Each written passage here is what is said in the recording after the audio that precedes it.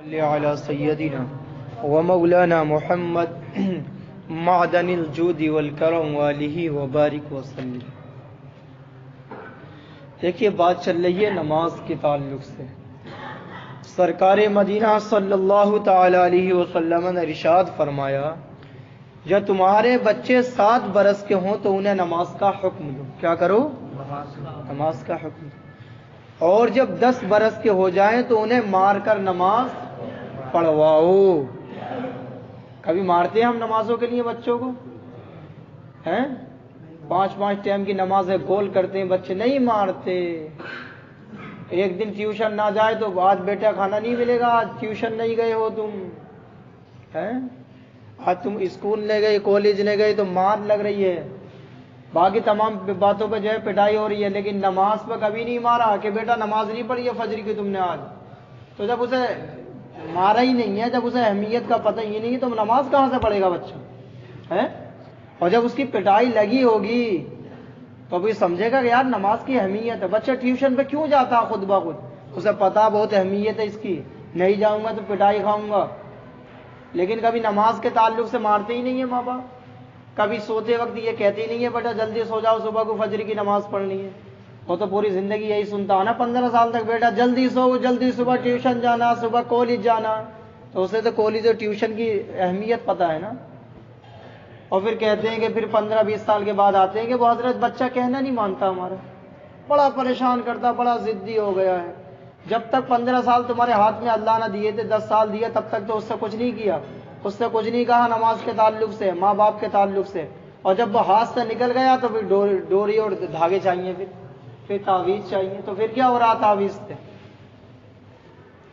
تو اس لیے فرمایا جب بچہ 7 برس کا ہو تو اسے نماز کے لیے کہو بیٹا نماز پڑھ کے آیا کرو، ٹھیک ہے نہیں؟ 10 کا ہو جائے نہ پڑھے یعنی 3 سال دیے ہیں، 7 کا ہو جائے تو حکم دو نماز کا۔ لیکن اگر 3 سال میں بھی اگر بچہ نماز کا عادی نہیں ہوا، عادت نہیں پڑی ہے، تو پھر کیا کرنا ہے؟ مار کے پڑھواؤ، تاکہ جب اسے مار پڑے گی تو وہ نماز کا کیا ہے؟ عادی ہو جائے۔ لیکن یہ چیزیں ہے ہی نہیں۔ کہتے ہیں گھر سے پاک صاف ہو کر باوضو نماز کے لیے مسجد کی طرف چلیں تو ہر قدم کے عوض ایک نیکی ملتی ہے، اور ہر قدم ایک درجہ بھی بلند ہوتا ہے، یعنی جتنے قدم مسجد کی طرف لگیں گے اتنی اللہ جنت میں درجے بلند کرے گا۔ حضرت سیدنا ابو ہریرہ رضی اللہ تعالی عنہ سے روایت ہے، تاجدار مدینہ صلی اللہ تعالی علیہ وسلم نے ارشاد فرمایا، جو شخص اپنے گھر میں طہارت و وضو غسل کر کے فرض ادا کرنے کے لیے مسجد کو جاتا، اپنے گھر میں وضو کیا اور پھر کہاں مسجد جاتا ہے، تو ایک قدم پر ایک گناہ اللہ مٹا دیتا ہے، اور دوسرے پر اللہ اس کا ایک درجہ بلند کر دیتا ہے۔ تو اس لیے بہت اہم چیز ہے کہ بچوں کو نماز کے لیے کہیں، کوشش کریں شروع سے یہ عادت ڈالیں، خود بھی نماز پڑھیں گے، جب آپ نماز پڑھیں گے تو بچہ سوچے گا واقعی یہ کوئی اہم چیز ہے جس سے میرے ماں باپ بھی کیا کرتے ہیں۔ آپ خود نہیں پڑھتے ہیں اور بچے سے کہیں بیٹا نماز پڑھو، تو ایسا نہیں ہوتا نا۔ پہلے آپ خود اس پر پابند رہیں، اس کے بعد بچوں سے کہنے کی ضرورت ہی نہیں ہے، وہ خود بخود پڑھیں گے۔ باپ ڈاکٹر ہوتا تو بیٹے کو ڈاکٹر بنانے کی ضرورت ہے، وہ خود بخود ڈاکٹر بن جاتا آدھا تو ہیں۔ باپ اگر حکیم ہے تو بیٹا خود بخود حکیم بن جاتا، باپ اگر انجینئر ہے تو بیٹا چھوٹے موٹے مکان تو خود ہی بنا لیتا کہ کوئی صحبت میں رہ رہا۔ تو اگر ماں باپ نمازی ہوں تو بیٹا نمازی نہیں بن سکتا؟